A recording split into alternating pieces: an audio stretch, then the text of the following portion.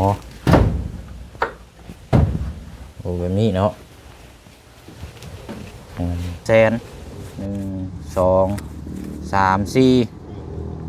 4 แสนแหละค่าไฟนี่เห็นว่ามันต่ำกว่าหันกับบ่เป็นหยังเจ้าก็เอาไว้ใช้เลยเด้อ7-8 ปีนี้แต่ว่าเจ้าจอตะกี้น่ะ7 ล้านเนาะ7 ล้านปลายแต่ว่ามันเครื่องใหญ่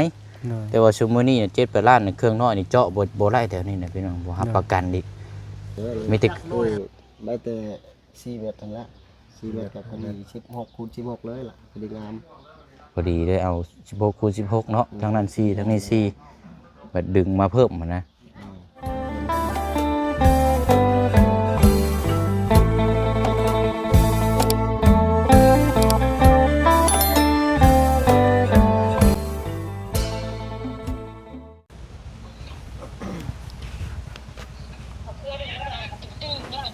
โอ้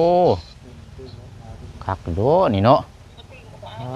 แบบนี้พี่น้อยเนาะจังมีความปลอดภัยเรียบร้อยแล้วเนาะแต่ผ่าเสร็จอีกจักน้อยคักแล้วบาดนี้แล้วก็เก็บตกทาสีเนาะอีกบันไดแล้วก็กับลูกติ้งก็แม่นว่าสมบูรณ์เนาะสมบูรณ์แบบเพื่อนหลังนี่มาพบมาเจอกันอีกคือเก่าเด้อพี่น้องเนาะตัวนี้จักเวลาเท่าไรแล้วพี่น้องมัน9 โมงหรือว่า10 โมงได้เนาะกราบทักทายสบายดีและสวัสดีพ่อแม่พี่น้องเบิดสุขุสุคนเด้อเนาะคือเก่าคือเดิมพี่น้องมาติดตามเวียกงานอัปเดตเบิ่งน้ำกันจนแล้วจนสมบูรณ์เพื่อแหละพี่น้องเนาะเดี๋ยวเฮาขึ้นไปเบิ่งน้ำกันจักน้อยก่อนแล้วก็พอดีว่าสร้างเขาน่ะมื้อนี้น่าจะปิดจ็อบแล้วก็แล้วเลยมื้อนี้พี่น้องเนาะแต่ว่าคลิปนี้เฮาสิพุ่นพี่น้องเนาะพ่วงเบิ่งทางพอแล้วก่อนผู้ที่ว่าเพิ่นขายที่ดินให้แล้วเรื่องไฟนี่นะพี่น้องเนาะเรื่องไฟนี่บ่เสียงสิไปจ่ายค่าไฟให้เราก่อนแต่ว่าบินล่าสุดนี่เพราะว่าเราจ่ายแล้วแต่บ่ฮู้ว่าเท่าไหร่แต่ว่าเดือนนั้นเอาเป็นให้เราจ่ายไปซะแต่เดือนตัวนี้นี่เฮาจ่ายรับผิดชอบเนาะพี่น้องเนาะเดี๋ยวไปเบิ่งบินตัวขั้วเดือนที่แล้วนำแล้วก็สิจ่ายให้เราก่อนนะพี่น้องเนาะเราก็อยู่ไปอะไรเนาะเดี๋ยวมาเบิ่งทั้งเทิงพี่ก่อนบัดแล้วจังปัดกวดแล้วก็จังเก็บทาสีโอ้หอมแท้นี่เนาะหอมแต่เศร้าดิล้อนี่เรียบร้อยบ่สร้างมื้อนี่เรียบร้อยเอาเนาะสบายดีทำการอีกรอบนึงเนาะมือที่2เริ่มต้นปีใหม่นี่ไปเที่ยวไซน้อนี่จัดอยู่ในงานอยู่บ้านบ่กินอยู่เพื่อนนั่นแหละอยู่เพื่อนเนาะเริ่มฉลองอยู่เพื่อนซานเอาได้พี่น้องเนาะตั้งติดบานตัวนี้อยู่เนาะตัวขอบยาวมันนี่ท่าว่าคือบัวท่าช้างเขาขอบมองเสามันนี่คันท่านี่มันสีตัดกันอยู่บ่เจ้ามันสีงามอยู่บ่ทาสีขาวนี่โดยทาแล้วทาสีไม้อยู่นี่นั่งงานกว่าใส่สีไม้บ่คันว่าขาวมันคือยาวโพดเนาะเอาเป็นเต้หน้าต่างดีกว่าเนาะว่าขอบขาวตัวนี้แล้วมองเจมองนี่ได้ใส่สีไม้ดีกว่าเนาะใส่สีไม้เขายังลายอยู่เนาะเดี๋ยวเขาคอยท่าเอาว่านี่ซื้อมากระปุกนึงรอดนึงลายติดดอกท่าลูกตอกลูกติ่งปัดแล้วสะอาดแล้วจังท่าเป็นตัวนี้นะตัวนี้บ่มีตัวล็อกใช่ไหมเนาะมีบ่ตัวล็อกข้างในมีบ่โอ้แบบนี้เนาะ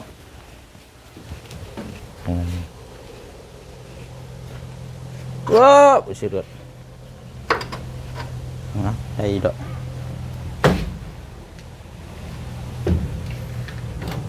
เนี่ยเนาะนะครับมื้อนี้บ่ได้อันนั้นบ่ล่ะบ่ได้ไปใช่บ่มันโดยมันนี่อยู่เฮือนดีแล้วเนาะอยู่เวียกนำไปกินเยอะนะคนกุ้มอยู่ฮะต้มหน่อไม้ ไปหาหน่อยไหม ลาว บางเท่าไม้ ไปหาแต่เช้าน่ะ โอ้เอาแกงหน่อไม้กินรอบเที่ยงเนาะเอาเดี๋ยวมอบหน้าที่ในสร้างพื้นติดตั้งตัวนี้แล้วจังเข้ามาเบิ่งน้ำกันไปพุ่นก่อนพี่น้อยเนาะ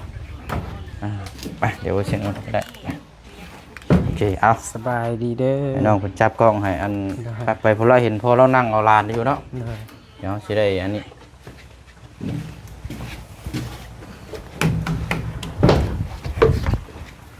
แกงแซ่บๆเด้อหน่อไม้นะเอาบังนะ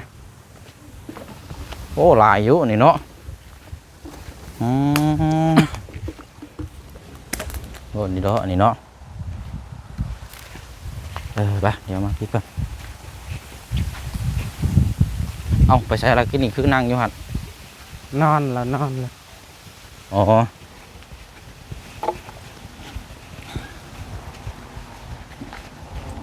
นี่แหละสายไฟต่อมานี่แหละเอาไปบอกทั้งพอบรรดุ หยุดเลย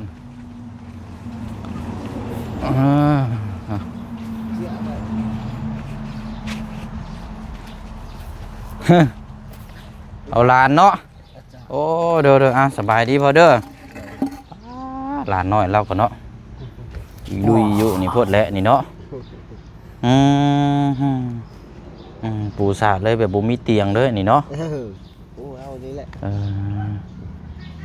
อันว่าอันค่าไฟเดือนที่เราเจ้าจ่ายแล้วใช่ไหมพ่อ เดือนก่อนจ่ายแล้ว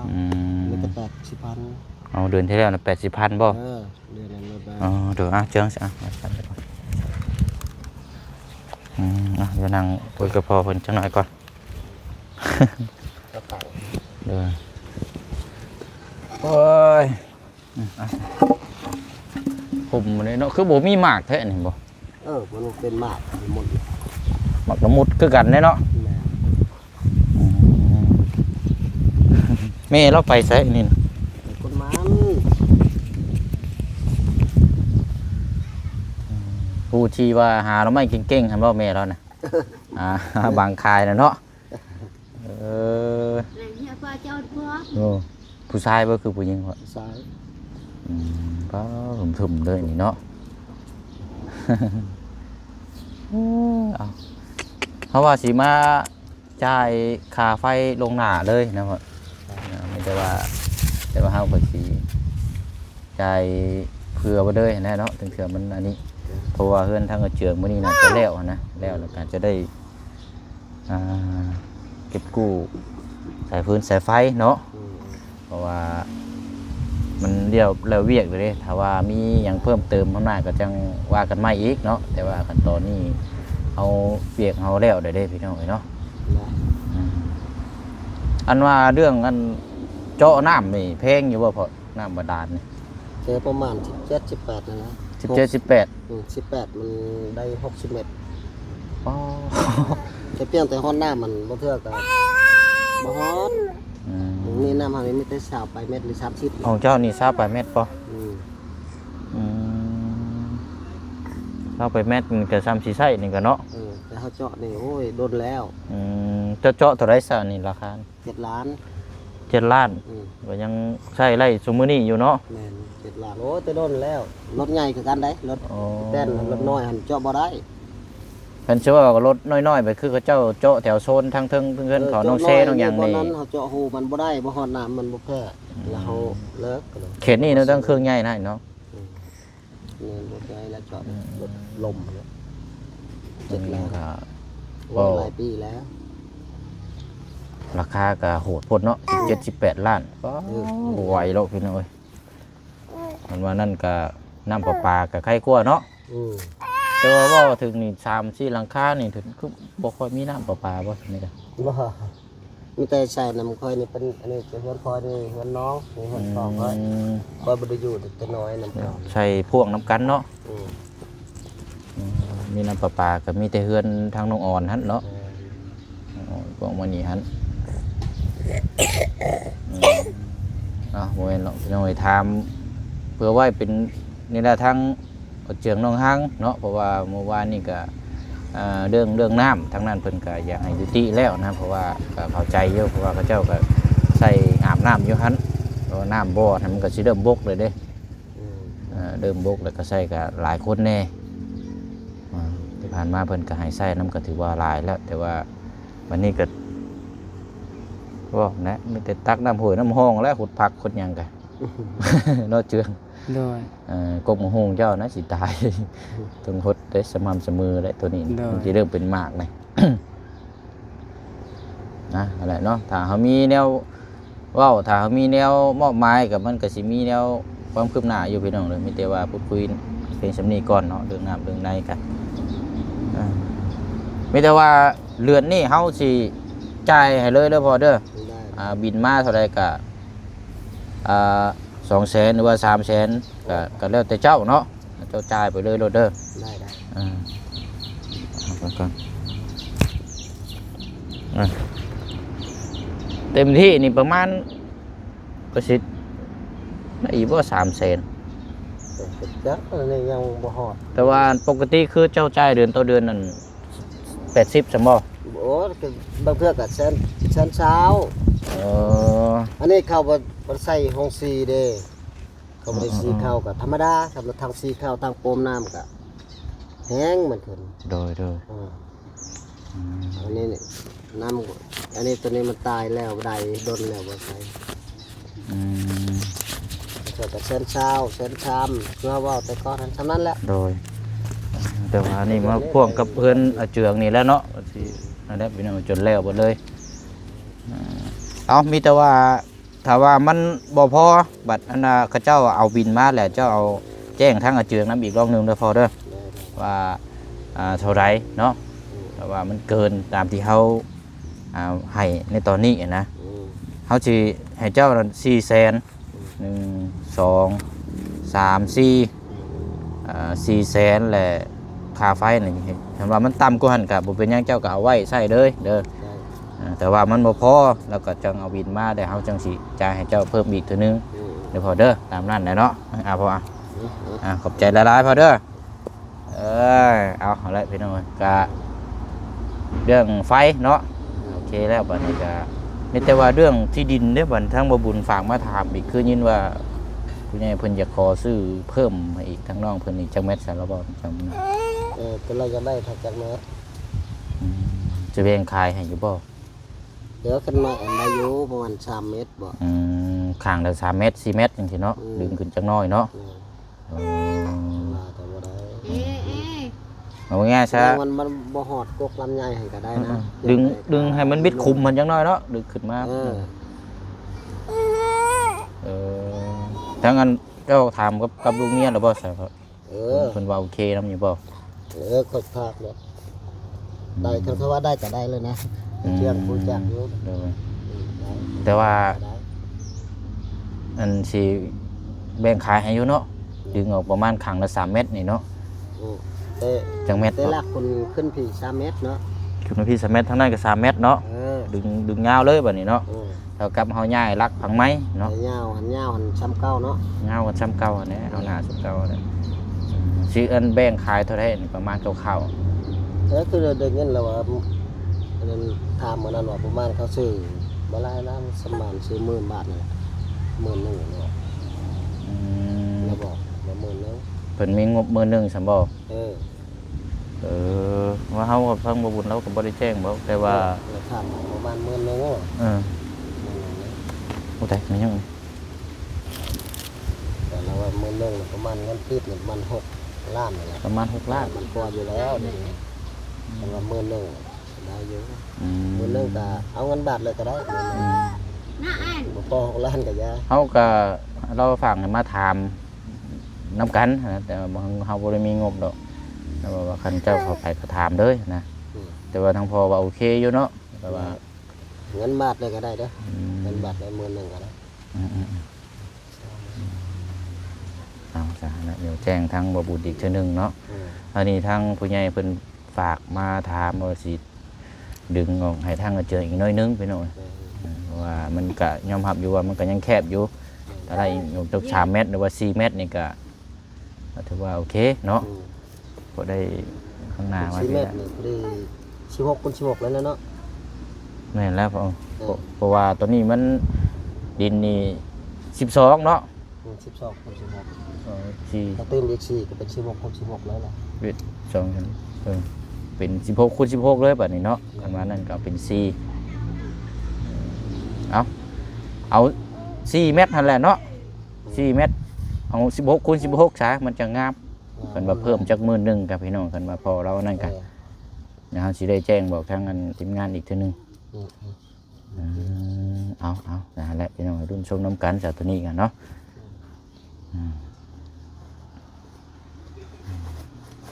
ไปสาเนาะมีแต่ว่า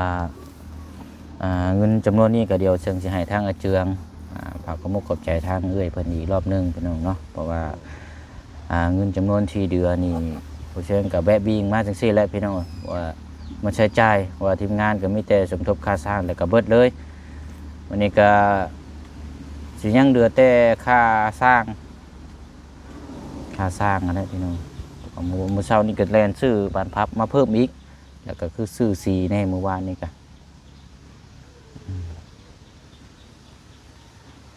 เดือค่าสร้างก็สิมอบให้สร้างเพิ่น10 ล้านกีบเนาะไปเดี๋ยวมีแต่ว่าตามนั้นแล้วพอเด้อขอบใจดาราพอเด้อมีอย่างเดี๋ยวเฮาสิเพิ่มเติมเดี๋ยวถามมาอีกทีนึงเนาะไปอันนี้พี่น้องโอเคไปเบิ่งเมียเจ้าเฮ็ดกับข้าวก่อนเจ้าเฮ็ดอยู่บ่กับข้าวกับน้ำ ผู้เคยละ อันนี้ละเดี๋ยวเบิ่งนี่ก่อนก็ได้มาพี่ก่อนก็ได้เจ้าฮอดแล้วบ่10 ปีเขาจะบ่พอน้ำ7-8 ปีเนาะ โดย แต่ว่าตอนนี้นี่7-8 ปีนี่จักจอตะกี้น่ะ7 ล้านเนาะ7 ล้านปลายแต่ว่ามันเครื่องใหญ่ โดย แต่ว่าซุมื้อนี้น่ะ7-8 ล้านนี่เครื่องน้อยนี่เจาะบ่ไล่แถวนี้น่ะพี่น้องบ่รับประกันอีกมีแต่ จักน้อยอัน เนาะ คือสิได้อยู่ของ15ล้านก็ได้จักน้อย แต่ว่ามัน แต่ย่านบ่ได้ มันสิได้มัน บ่เทื่อได้พอใช้อยู่ คันว่าจักเจาะจ้องเนาะอันแม่นแปลว่าเจาะแล้วเฮาโยกเอาเนาะ โดย แต่ว่าย่านใส่บ่หึงแล้วยังมันเจินนะมันสิมีปัญหาอยู่บ่เขตนี้ มีแหละ เนาะ ก็บ่เคยเจือนแล้วพอใส่เยอะพอกันอยู่พอใส่พอกันบ่เป็นแค่บางทีมีแต่รถติดกัน รถอันต่อคันน้อยๆน่ะเนาะ แม่น ลอง เวลา มื้อนั้นบ่เชื่อเห็นอยู่นะมองไปล้างรถมื้อนั้นเห็นกับเจ้า แต่บ่ฮู้ว่าเจ้าก็เจ้าเจาะเริ่มต้นเท่าใด โดย แต่ว่าเจ้าเก่าที่เฮาเคยเจาะตั้งแต่ปีที่แล้วเนาะอยู่บ้านวังคูนขึ้นกับทางผู้ใหญ่พี่น้องทั้งเซโปนพุ่นนั้น5-6 ล้านเลยใช้บ่พอปีครับกันเจินมันขี้ดินเจินถมเลย โดย บ่คักได้เลยบ่ได้ครับ ทางเฮานี่เป็นมักน้ำท่วมเด้อทางนี้ แต่ว่ามังน้ำท่วมบ่ แม่ ตัวนี้แหละ มันน้ำท่วมนี่มันสิง่ายและเจือนเวลาน้ำอังอยู่นี่ประมาณมือหนึง2มือมันก็เป็นดินอ่อนมันก็เจือนลง แล้ว ตัวนึงแล้ว ย่านตัวนี้แล้วยังว่าเนาะ คันว่าตัวนึงแล้วมันเจือนนี่ คันว่าน้ำท่วมบัดถ้ากันเจินบ่โอเคนี่บุบนี่เรียบร้อยแล้วได้นี่ก็ โดย เฮาตัวนึงแล้วมันเจือนแต่เฮาใครว่าได้อันนั้นเฮาห้อยไว้เอาลงบ่ได้พุ่งได้ แล้วบ่บุญถามเราแล้วกินนี่ เห็นได้ไหม เราว่าได้อยู่แล้วว่ะเรื่องที่ดินนั่นแหละ เห็นได้ไหมพี่พ่อ ว่าถามเราโลดเพราะได้แล้วทางว่าบุญกลับมาเลย ฝากให้พามานะ ฝากถามก่อน ร่วมกันกับลูกกับเมียหรอเปล่า ได้ ได้เท่าไหรบัดนี้ คือได้แต่4เมตรทั้งละ4เมตรกับพอดี16คูณ16เลยล่ะพอดีงาม พอดีได้เอา16คูณ16เนาะทั้งนั้น4ทั้งนี้4บัดดึงมาเพิ่มมานะ เพิ่มสีงาม อ๋อหน้าดินนี่16คูณ16เลย 4 เมตร10,000โอเคว่าจะ ขาดได้อยู่เนาะพอดีงามอยู่เพราะว่ามันก็ดึงมานี่ก็กว้างตึกอยู่จนฮอดกกหมากมันพุ่นบ่จักมันก็เฮาเว้าตามงบเนาะบ่ยากเว้าตามงบ เท่ากับพอแล้วเด้เราบริเวณเราบริอยากขายเด้ นี่เราก็ต่างขอเพิ่นคันว่าเพิ่นผู้ใหญ่อยากซอยทางกระเจืองก็ดึงออกมาอีกจักคือเราว่า4เมตรเนาะคือเราว่ากินนี่ก็4เมตรก็ตามราคา งั้นแหละฉันมีแต่บางบุญชีได้เก่งทางเมย์เราไป พอดีงามเลย16คูณ16เลย เอา16เลยเนาะเลข16เลย พอดีเลย มาตอนใดก็บ่พ่อเนาะบ่พ่อบ่พ่ออยู่บ่ สรุปแล้วก็อนุมัติเนาะขันเงินมาก็แม่นเราพร้อมอันนี้เลย โอเคเนาะแต่ว่า เสียงมีโทรศัพท์โทรหาก็ได้ มีโทรศัพท์โทรหาก็ได้ค่อยบ่เสียไปมาอยู่เฮือนว่านซื้อนี่ค่อยไปกับน้องเคยค่อยกับพุ่นทางตัดให้พุ่นใกล้ตัดให้ไปฮอดเมืองของทองไป2คืนพุ่น นอนอยู่พุ่น นี่2คืนไปอยู่เมืองของทองพุ่น สนอตามนั้นละมีอย่างเพิ่มเติมก็ขึ้นอยู่กับทางอันนี้จ่ายค่าไฟบ่บุญเลย ร้อยเนาะ จ่ายให้ทางพ่อเพิ่นไว้ลวงหน้าก่อนแต่ว่ามันบ่พอจะไหนก็ให้เราแจ้งอีกเทื่อนึง แต่ว่าไฟคืนกันก็ว่ากันแล้วให้เราให้แจ้งกับเชื่อพอเนาะ ให้ทางพ่อเพิ่นน่ะ400,000แต่ว่าถ้าบินมา500,000น่ะก็จังเอาบินมาแล้วจังสิเอาเงินให้พ่อเพิ่นอีกเทื่อนึงนะแต่ว่าเฮาก็สิให้อันนี้น่ะจังน้อยก็สิอยู่ในช่วงนี้แหละเนาะประมาณนี้แหละ จะบ่ได้ใส่มากมาย เอาละเนาะ สำเนาไป โดยเดี๋ยวหากินข้าวกินน้ำเนาะบัดขอบใจหลายๆพอเด้อ ใส่กำลังหนูบ่ เดี๋ยวไปนั่งพุ่นก่อนฝากขอบมุกขอบใจทางเอ้ยเพิ่นแล้วก็เฮาจังต่อน้องกันอีกเนาะ โดย ยังบ่ทันได้กินข้าวเช้าบ่ กินแล้ว ไปอยู่ซั่นเนาะแต่น้องหังเฮ็ดแกงหน่อไม้อยู่เป็นจังได๋ทางอันน้องสาว แล้ว คุณเคยแล้วบ่ยังหาอยู่บ่ ยัง เอามานั่งเตียงพี่ก่อนสาว มานั่งเตียงพี่ก่อนเอา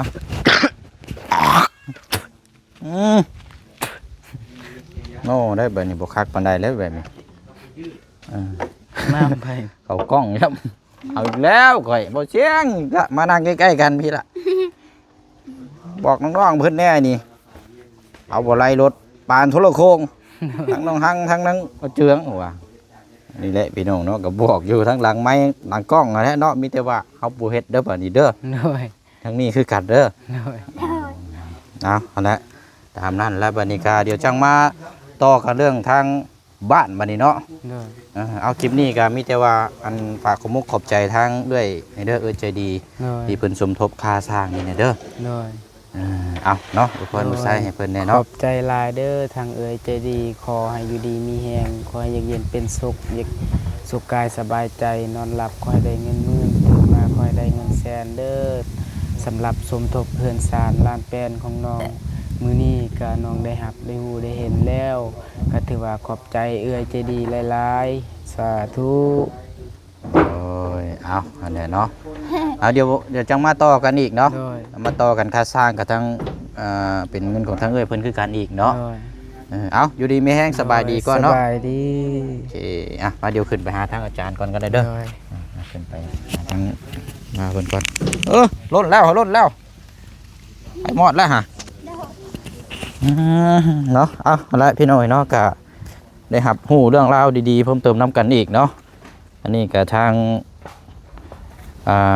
ผู้ใหญ่เนาะทางมาบุญพันป่าเพิ่นฝากมาเดี๋ยวผมเชียงก็ได้ถามให้อันนี้จากลักนี้ดึงขึ้นไปพุ่น4 เมตรกันโอ้พี่น้อยหมดพุ่นแล้วเกือบหมดกกหมักลำไยพุ่นแล้วดึงไปพุ่นเนาะหน้านี่โอ้ทักบานยังแล้วเนาะเอาดุนส้มนับกันต่อไปเนาะพี่น้องเนาะคลิปนี้ก็เฮาได้จ่าย